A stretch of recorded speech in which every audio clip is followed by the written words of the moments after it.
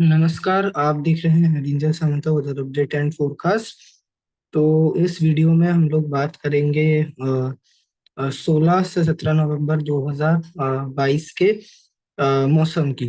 तो फिलहाल यानी कि पिछले 24 घंटों के दौरान हमने देखा, मैं सैटेलाइट इमेज पहले आपको एक बार दिखा देता हूँ कि ये पश्चिमी विक्षोभ जो था, मैं अभी पिछले 2-3 दिन से वीडियो बना नहीं पा रहा था। तो यानी कि यहाँ पर जो पश्चिमी विक्षोभ बना हुआ था उसने पहाड़ों में बर्फबारी दी हल्की से मध्यम, और एक चक्रवातियों का क्षेत्र भी फॉर्म हुआ था, जिसके चलते ये पंजाब, हरियाणा, उत्तरी राजस्थान और पश्चिमी उत्तर प्रदेश, दिल्ली के एक आध इलाकों में जो है बारिश की गतिविधियां बहुत हल्की देखने को मिली थी। अब ये पश्चिमी विक्षोभ आगे निकल गया है। इस पश्चिमी विक्षोभ के आगे निकलने के चलते उत्तर पश्चिमी हवाएं पुनः शुरू हो चुकी है, और अभी तो यानी कि मौसम शुष्क होने के कगार पे है। तो अभी अगर हम क्यूमुलेटिव डेटा देखें कि कितनी बारिश की गतिविधियां दिखी है 1 अक्टूबर से लेकर के क्यूमुलेटिव डेटा में 15 नवंबर।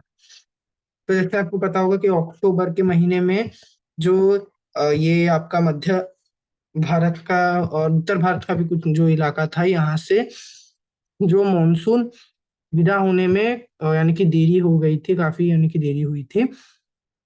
इसी के चलते आप देख सकते हो दिल्ली हो गया, आपका पश्चिम उत्तर प्रदेश हो गया, यानी कि लार्ज एक्सेस यहाँ पर बारिश गतिविधियां हैं। ये यानी कि पूर्वी राजस्थान में भी लार्ज एक्सेस है, ये यानी कि मानसून विदाई में जो देरी हुई है इसी के चलते है। पहाड़ों में भी एक्सेस, लार्ज एक्सेस है। पंजाब में नॉर्मल है, पूरी तरह से नॉर्मल है पंजाब में, देखिए डेफिशिएंट नहीं है। केवल पश्चिमी राजस्थान और गुजरात में डेफिशिएंट है, क्योंकि यहाँ पर मानसून समय से विदा हुआ और यानी कि जो बारिश की गतिविधियां अभी कम दिखी है, बस यही दो क्षेत्र लार्ज डेफिशिएंट में बने हुए हैं। और यहाँ पर और मध्य भारत के भी कई इलाकों में लार्ज एक्सेस है। मध्य प्रदेश लार्ज एक्सेस में, विदर्भ एक्सेस में, महाराष्ट्र में एक्सेस लार्ज एक्सेस ही है। और साथ ही छत्तीसगढ़ और छत्तीसगढ़ से लेकर के उड़ीसा, झारखंड, पश्चिम बंगाल, तेलंगाना, आंध्र प्रदेश, तमिलनाडु, रायलसीमा और NMMT, नागालैंड, मिजोरम, मणिपुर, त्रिपुरा, यहाँ पर जो है नॉर्मल में बना हुआ है। कहीं पर आप देखिए छत्तीसगढ़ में +13 है, तो वहीं उड़ीसा में 0% है, पश्चिम बंगाल में -18 है, यहाँ 0, यहाँ -4। तो इसी प्रकार यहाँ पर यानी कि बना हुआ है ना, नॉर्मल रेंज में है। हालांकि पूर्वी भारत और उत्तर पूर्वी भारत के कुछ इलाकों में एक्सेस है, पर इनके डेफिशिएंट यहाँ नहीं है। डेफिशिएंट एक तो यहाँ जो पश्चिम भारत के कुछ इलाकों में है, ये जो सौराष्ट्र और कच्छ यहाँ पर, और यहाँ जो कोस्ट, यहाँ लार्ज डेफिशिएंट और डेफिशिएंट है कोस्टल कर्नाटका और केरला। केरला और कोस्टल कर्नाटका में आप देख रहे होंगे कि बारिश की गतिविधियां हो रही है, मैं लगातार बोल रहा हूँ। पर यानी कि यहाँ पर अभी जो है इस समय 1 अक्टूबर से ये जो 15 नवंबर के समय का जो पीरियड है, इस समय यानी कि इस यहाँ का एवरेज ही इतना हाई है। आपको अगर मैं एवरेज दिखाऊं नॉर्मल, तो कोस्टल कर्नाटका में 221.1 mm है, वहीं केरला में 378.8 mm। तो उतनी ज्यादा बारिश की गतिविधियां दिख नहीं रही है जितना यानी कि नॉर्मल होना चाहिए। पर हाँ, एकदम लास्ट डेफिशिएंट या नो रेन ऐसा नहीं है। और ये मैंने आपको क्यूमुलेटिव डेटा दिखाया, यानी कि ये जो है मध्य भारत उत्तर भारत में जो एक्सेस, लार्ज एक्सेस है, इसका ज्यादातर जो कंट्रीब्यूशन है वो मानसून का लेट विदाई का ही है। क्योंकि अगर मैं आपको मंथली दिखाऊं यानी कि 1 नवंबर, क्योंकि मानसून तो 1 नवंबर से बहुत पहले भी था, तो पहाड़ों में तो है ही, यानी कि थोड़ा जो है लार्ज एक्सेस है, क्योंकि पहाड़ों में बर्फबारी दिखी है इसके चलते कुछ इलाकों में, इसलिए आप देखिए यहाँ लार्ज एक्सेस है। पर वहीं पंजाब में डेफिशिएंट है। यहाँ पर पंजाब में पहाड़ों के बाद पंजाब और उत्तराखंड में भी हालांकि डेफिशिएंट है। पंजाब उत्तराखंड यहाँ पर पश्चिमी विक्षोभ के चलते बारिश दिखी है हालांकि, और पश्चिमी राजस्थान, दिल्ली वगैरह यहाँ पर कहीं कहीं पर बारिश दिखी है, पर बहुत कम हुई है। अब देखिए 1.3 mm दिल्ली, हरियाणा, चंडीगढ़ का नॉर्मल था, ये बस 0.2 mm है, यानी कि पिछले सालों के कि जितना एवरेज के मुकाबले काफी कम बारिश हुई। पर क्योंकि इन इलाकों में कुछ कुछ वर्षा की गतिविधियां दिखी है, इसलिए यहाँ पर आपको कुछ दिख रहा होगा कि अलग कलर है व्हाइट के अलावा, कुछ बाजी गतिविधियां दिखी है। पर वहीं अगर मैं आपको मध्य भारत की दिखाऊं, तो आप देखिए छत्तीसगढ़ में -100%, यानी कि 1 नवंबर से कोई भी बारिश की गतिविधियां पूरे छत्तीसगढ़ में नहीं दिखी है। 0 mm में बना हुआ है, नॉर्मल 5 mm होना चाहिए था, जो कि हुआ नहीं है। हालांकि ये उतना यानी कि इसमें प्रॉब्लम नहीं है, क्योंकि 5 mm वर्षा का यानी कि आपको भी पता होगा कि इधर उधर होने से उतना ज्यादा प्रॉब्लम नहीं होता है। और अक्टूबर मानसून विदाई के बाद अक्टूबर नवंबर दिसंबर जनवरी फरवरी यहाँ तक कि मार्च की शुरुआत तक या फरवरी तक यानी कि मौसम मुख्यतः मध्य भारत में शुष्क ही रहता है। और यहाँ केवल कोई बंगाल की खाड़ी में सिस्टम बनने से वो प्रभावित करता है।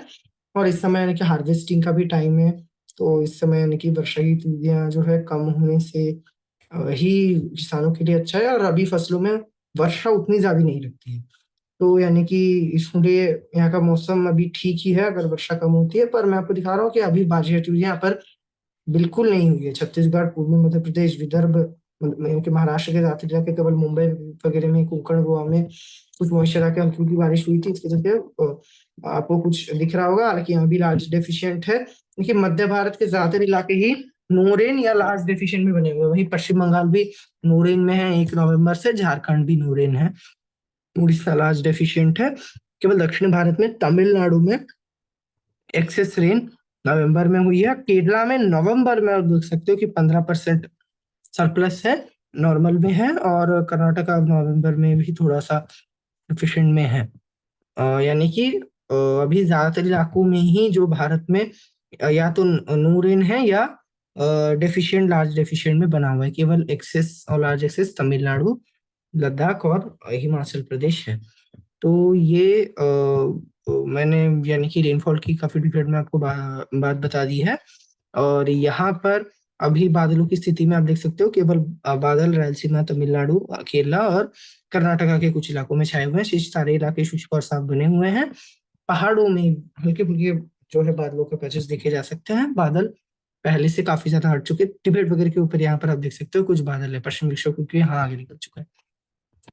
तो अभी वार्षिक गतिविधियों की बात करते हैं, तो उत्तर भारत में अभी मौसम पूरी तरह शुष्क हो जाएगा लगभग, क्योंकि पूरा पश्चिम विक्षोभ का भी लगभग असर यहाँ से हट चुका है। केवल हो सकता है कि अगले 12 घंटों के दौरान पहाड़ों के कुछ एक इलाकों में बहुत बादल अभी कुछ बने हुए हैं, तो बूंदाबांदी वगैरह दिख सकती है। यहाँ पर आप देख सकते हो वेदर मॉडल एक आध इलाकों में मॉइस्चर दिखा रहा है, पंजाब हरियाणा में तो मॉइस्चर बना हुआ है, पर तापमान क्योंकि इतना ज्यादा नहीं बढ़ रहा है, तो मोस्ट प्रोबेबली बादल ही छाएंगे। बारिश की संभावना ना के बराबर है। एक आध इलाकों में भी बूंदाबांदी होने की भी संभावना काफी ज्यादा कम है, पर वो इसमें वो होने से होगी, इससे अधिक कुछ नहीं दिखेगी। और कम से कम कल सुबह दोपहर के बाद तो पूरी तरह यानी कि जो धुंध भी है, जो धुंध वगैरह या बादल है वो भी हट जाएगा। एक विपरीत चक्रवाती हवा का क्षेत्र हो सकता है कि अभी फॉर्म हो जाए यहाँ, जो पश्चिम उत्तर पश्चिमी राजस्थान के ऊपर। और यहाँ से यानी कि शुष्क हवाएं ऐसे ये ऐसे चलना शुरू हो जाएगी पूरे इलाके में। तो आप देख सकते हो उत्तर पश्चिमी दिशा से जो हवाएं चलती है। और अभी बर्फबारी उतनी ज्यादा नहीं हुई है, उतना भी बड़ा वेस्टर्न डिस्टरबेंस नहीं था, पर तब भी यानी कि जितनी बर्फबारी हुई है यानी कि हवाएं अ, ठंडी तो हो चुकी है, उतनी ज्यादा ठंडी नहीं होने से भी उत्तर पश्चिमी हवाएं ठंडी हो चुकी है। कम से कम रात और सुबह के दौरान तो हवाएं ठंडी लग ही रही है, उत्तर भारत यहाँ तक कि मध्य भारत तक। तो अभी जो है रात और सुबह की सर्दी शुरू हो जाएगी कई इलाकों में। और कुछ इलाकों में हो सकता है कि पंजाब वगैरह में या फिर ये जो आपका हो गया ये हरियाणा और राजस्थान के कुछ जो ये रेगिस्तानी इलाके हैं, यहाँ पर तापमान जो है 10 डिग्री तक भी कुछ इलाकों में पहुंच सकता है। अगर आज तो उतना ज्यादा नहीं गिरेगा, कम से कम अभी 24 से 48 घंटों के दौरान आप देख सकते हो पंजाब में 11 डिग्री तक, फिर धीरे धीरे अगले 10 दिनों में सिंगल डिजिट भी कई इलाकों में उत्तर भारत में शुरू हो जाएगा। यानी कि अभी कड़ाके की सर्दी पड़ने के कगार पे है। ये जो 19 तारीख तक हालांकि पहाड़ों में वेदर एक्टिविटी की संभावना काफी ज्यादा कम है। 19 तारीख के बाद एक और पश्चिमी विक्षोभ विक्षोभ आएगा। उसके पास जो है पास आउट होने के बाद, वो चले जाने के पश्चात जब उत्तर पश्चिमी हवाएं पुनः चलेंगी, तब दिन के तापमानों में भी जो है थोड़ा प्रोमिनेंट गिरावट कम से कम पंजाब वगैरह में दिखेगा। दिन में भी ठंडक होगी, यानी कि 20 डिग्री के ऊपर, 20-22 के ऊपर तापमान नहीं बढ़ेंगे। और साथ ही रात में आप देख सकते हो जैसे 23 तारीख होते होते रात में पंजाब वगैरह में तापमान 7 डिग्री तक पहुंच जाएगा, यानी कि कड़ाके की सर्दी शुरू हो जाएगी। जो सर्दी के एकदम जो पूरी जो सर्दी की शुरुआत हो जाती है वो हो जाएगी। अभी जो सर्दी है वो यानी कि हल्की जो गुलाबी ठंड होती है उसके, और पूरी कड़ाके की सर्दी एकदम जो कड़ाके की सर्दी होती है वो नहीं पड़ी है अभी भी। और दिन में अभी भी जो है हल्का उष्णता बना हुआ है काफी, यानी कि गर्मी आप नहीं बोलेंगे, उष्णता काफी वार्म थिक बना हुआ है। तो वो भी अभी धीरे धीरे जो है हटने लग जाएगा, वो वार्मथ भी काफी ज्यादा कम हो जाएगा। और फिर धीरे धीरे कोहरा वगैरह भी छाने लग जाएगा, और भी समय के लिए सुबह के समय से लेकर के अर्ली जो दोपहर तक वो भी शुरू हो जाएगा धीरे धीरे। 10-15 दिनों में हो सकता है। तो ये यहाँ की उत्तर भारत की बात है, पर मौसम फिलहाल शुष्क बना रहेगा। और अभी ठंड की शुरुआत, और भी यानी कि तापमानों में गिरावट आना शुरू हो गई अगले 24 से 48 घंटों के दौरान भी। कुछ इलाकों में कम से कम 1, 2 या 3, कुछ इलाकों में 4 डिग्री तक तापमान गिर सकता है। ये यहाँ की बात हुई उत्तर भारत की। पूर्वी भारत में भी पूरी तरह मौसम शुष्क रहेगा, पश्चिम बंगाल, बिहार, झारखंड और इन सारे इलाकों में। और यहाँ भी अभी तापमान में गिरावट आएगी। हालांकि यहाँ पर दिन के तापमानों में अभी फिलहाल कोई अधिक खास फेरबदल नहीं होगा, केवल 1-8 डिग्री इधर उधर होने से होगा। रात के तापमानों में पूर्वी भारत में कम से कम 2 से 3 डिग्री की गिरावट कई इलाकों में देखने को मिल सकती है। पश्चिम बंगाल और बिहार, झारखंड सारे इलाकों में उड़ीसा तक दिखेगी 2 से 3 डिग्री रात के तापमानों में गिरावट। उत्तर पूर्वी राज्यों में जो है बाढ़ की सुविधाएं केवल अपर या अरुणाचल प्रदेश वगैरह में रहेगी अगले 24 घंटों के दौरान, क्योंकि पश्चिमी विक्षोभ के कुछ अवशेष यहाँ पहुंच सकते हैं। ये यहाँ पर ही बस रहेगी, शेष सारे इलाके शुष्क और साफ बने रहेंगे, और वर्षित धुंधियां नहीं होगी। और दिन यहाँ पर भी पूर्वी भारत जैसा ही जो है तापमान का फेरबदल रहेगा ना, कि अभी रात के तापमानों में यहाँ भी गिरावट का सिलसिला शुरू हो जाएगा। अभी मध्य भारत, पूर्वी भारत, यानी कि यहाँ पर इन सारे इलाकों में भी क्या हो रहा है कि उत्तर भारत से लेकर के मध्य भारत तक लगातार ये हवाएं चल रही है ऐसे। ये जो है उत्तर पश्चिम दिशा से पूरी एकदम घूमती हुई हवाएं लगातार यहाँ पर ऐसे आ रही है रिकर्व करती हुई। ये और पूर्वी उत्तर पूर्वी राज्यों में, यहाँ उत्तर पूर्वी राज्यों में भी क्या होता है, ये वाला भी एरिया में हाई प्रेशर रहता है, तो यहाँ से भी यहाँ से भी जो हवाएं आती है अभी, क्योंकि कोई वाटर बॉडी नहीं है जो बड़ा कोई वाटर बॉडी, तो यहाँ से भी शुष्क हवाएं चलती है, यहाँ से म्यांमार से भी, तो ये हवाएं भी शुष्क होती है। और यहाँ पर भी जो स्नोफॉल वगैरह दिखता है, तो ये भी ठंडी ही होती है ये हवाएं। तो ये ठंडी और शुष्क हवाएं यहाँ से भी आएंगी, और यहाँ उत्तर पश्चिमी दिशा से भी उत्तर भारत की तरफ से आएगी। लेकिन ये दोनों तरफ से ही शुष्क हवाएं आ रही है, बंगाल की खाड़ी, अरब सागर की तरफ से कोई भी मॉइस्चर अभी नहीं पहुंच रहा है। इसके चलते संपूर्ण पूर्वी भारत, उत्तर पूर्वी भारत में केवल अरुणाचल प्रदेश में पश्चिमी विक्षोभ का मॉइस्चर है वो, और मध्य भारत का भी पूरा इलाका शुष्क है। छत्तीसगढ़, विदर्भ, जो महाराष्ट्र, गुजरात, सारे इलाकों में। यहाँ पर हालांकि मध्य भारत में भी दिन हल्का गर्म रहेगा, स्पेशली गुजरात और जो कोंकण का एरिया है, मुंबई वगैरह में, यहाँ भी दिन 32-33 डिग्री तक अभी भी तापमान पहुंचेंगे। हालांकि गुजरात में दिन पहले से काफी ज्यादा ठंडा हुआ है। पश्चिमी राजस्थान तो काफी ज्यादा ठंडा पड़ चुका है, पहले जो मिड 30s तक तापमान जा रहे थे, अभी मैक्सिमम टेम्परेचर केवल और केवल जो में यहाँ पर 30 डिग्री या 31 तक जाएगा मैक्सिमम। 30-31 या मैक्स टू मैक्स 32, इसके ऊपर नहीं जाएगा। और छत्तीसगढ़, विदर्भ, महाराष्ट्र और मध्य प्रदेश में भी तापमान ऐसे ही बना रहेगा, ये 28, 29, 30, 31 या 32 डिग्री तक। और हालांकि जो महाराष्ट्र और ये छत्तीसगढ़, मध्य प्रदेश से अपेक्षाकृत थोड़ा ज्यादा गर्म रहेगा, स्पेशली उत्तरी मध्य प्रदेश में जो है अभी धीरे धीरे यहाँ भी दिन का तापमान पूरा तो नहीं गिरेगा। अगर मैं आपको दिखाऊं 18 तारीख को, आप देख सकते हो कि धीरे धीरे देख सकते हैं कि ये उत्तर भारत में जो है धीरे धीरे जो दिन के तापमानों में एकदम गिरावट तो नहीं आ रही है, कि हल्की उष्णता रहेगी, पर अभी से काफी ज्यादा दिन के तापमानों में गिरावट आ जाएगी। अब देखिए दिल्ली में मैक्सिमम टेम्परेचर 24-25 पहुंच जाएगा, मध्य प्रदेश में भी 25 हो जाएगा, 25-26। हालांकि छत्तीसगढ़, विदर्भ में तब भी यानी कि 28 डिग्री तक बना रहेगा। यहाँ पर मध्य भारत में क्या होता है, क्योंकि यहाँ पर हवाओं का खेल तो अवश्य है, यहाँ पर अभी रात के तापमानों में यहाँ भी अभी 2 से 3 डिग्री की गिरावट होगी। रात के तापमान उत्तर भारत में ठंडे रहेंगे, पर यहाँ भी रात के तापमान ठंडे, यानी कि यहाँ भी ठंडा बना रहेगा। यानी कि यहाँ पर रात में तापमान गिर जाता है, क्योंकि उस समय सूर्य का प्रभाव नहीं दिखता। और ये 18 तारीख के बाद और गिरेगा, 18, 29, 20 तारीख, 20 नवंबर के पश्चात और गिरेगा। पर दिन के तापमान में अगर मैं 24 तारीख को भी आपको दिखाऊं, तो उतना भी ज्यादा फेरबदल यहाँ पर नहीं होगा। मध्य प्रदेश तक दिन के तापमान जितने के दिन तो गिर जाएंगे। यहाँ पर जो है दिन के तापमान 26, 27, यानी कि 28 उस रेंज में दिखेगा। यानी कि दिन में हल्की उष्णता यहाँ पर नहीं रहेगी। गुजरात में भी यहाँ पर क्या होता है, ये वाला जो एरिया है, ये जो मध्य भारत के इलाके, कम से कम दक्षिणी मध्य प्रदेश से लेकर गुजरात, ये छत्तीसगढ़, विदर्भ, और यहाँ पर ये इलाके क्या है, ये जो है टॉरिड जोन में है, जो है यानी कि यहाँ पर सूर्य का जो प्रभाव है वो अधिक दिखता है, क्योंकि ट्रॉपिक ऑफ कैंसर के नीचे है ये। तो इसलिए यहाँ पर ये एक कारण है कि सूर्य की उष्णता यहाँ पर अधिक रहती है, तो तापमान उतना नहीं गिर पाता है। साथ ही उत्तर पश्चिमी हवाएं यहाँ तक आते आते जो है उतना जो है ये यानी कि ठंडा नहीं रहता जितना उत्तर भारत में रहता है, तो तापमान उतना गिर नहीं पाता। यही सीन यानी कि पूर्वी भारत में भी, बिहार तक भी दिन के तापमान कुछ गिरने से गिरा देते हैं। पश्चिम बंगाल में अगर कोहरा रहने से गिरता है, नहीं तो यहाँ पर मध्य भारत से सूर्य का थोड़ा ताप कम होने से भी उत्तर पश्चिम में हवाएं यहाँ तक ट्रैवल करते करते जो है, यहाँ से लेकर के यहाँ तक उतनी ठंडक इनमें नहीं रहती। तो यही कारण होता है कि तापमान उतना नहीं गिरता। तो यहाँ यानी कि मौसम पूरी तरह शुष्क रहेगा। और अब तेलंगाना तक भी कुछ उत्तरी हवाओं का प्रभाव दिखाएगा। तो तेलंगाना में तो दिन के तापमान में फेरबदल ना के बराबर दिखेगा, क्योंकि ये और भी में है। दक्षिण भारत में तो दिन के तापमानों में सर्दियों में भी कोई खास फेरबदल नहीं दिखता है। देखिए ज्यादातर इलाकों में ही पूरे साल केवल बारिश होने से तो ऑब्वियस सी बात है दिन के तापमान गिरेंगे, पर मौसम शुष्क रहने से सर्दियों में भी जो है दिन में 30, 31, 32 डिग्री तक तापमान लगातार बने रहते हैं।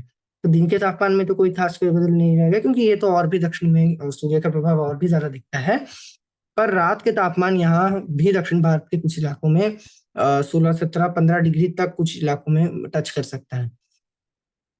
तो यहाँ की होगी तेलंगाना में, क्योंकि अभी ये तमिलनाडु का जो लो प्रेशर वो आगे निकल चुका है अभी, लक्षद्वीप वगैरह से भी काफी आगे निकलकर अरब सागर के भी जो है और भी आगे निकल रहा है पश्चिम में। नियमित तमिलनाडु में अगले 24 से 48 घंटों के दौरान कोई खास वेदर एक्टिविटी नहीं होगी। उत्तर पूर्वी हवाएं तो कुछ कुछ चलती रहेंगी, पर ये हवाएं अब देखिए डायरेक्ट अपना इम्पैक्ट नहीं दिखा रही है, क्योंकि अभी बंगाल की खाड़ी में एक चक्रवातियों का क्षेत्र विकसित हो चुका है। तो हवाएं ये ऐसे चले जा रही है, तमिलनाडु की तरफ आते आते ये ऐसे घूम जा रही है, डायरेक्ट मॉइस्चर नहीं आ रहा है। तो बारिश की गतिविधियां अधिक नहीं दिखेगी। कुछ एक इलाकों में केवल बादल बादल छा सकते हैं, हल्की फुल्की बारिश होगी। केरला में हल्की बारिश की गतिविधियां हो सकती है, केरला और उत्तरी कर्नाटक में हल्की फुल्की बारिश ही रहेगी। दक्षिणांतरी कर्नाटक वगैरह में भी बादल बादल छाएंगे, हल्की फुल्की बारिश होगी। शेष इलाकों में मौसम मुख्यतः शुष्क बना रहेगा। ये अगले 24 से 48 घंटे की बात है। इसके बाद ये वाला जो सिस्टम है ये हो सकता है कि एक तमिलनाडु की तरफ ही मूव करेगा।